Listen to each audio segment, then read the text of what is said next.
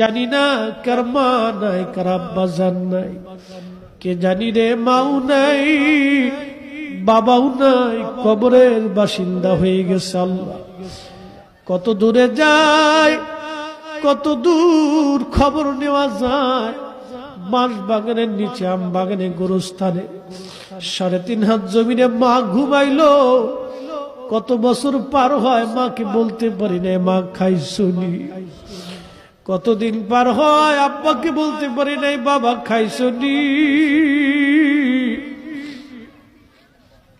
এই মাহফিল যারা সাজাইলো তাদের বাবার কুল, মায়ের কুল।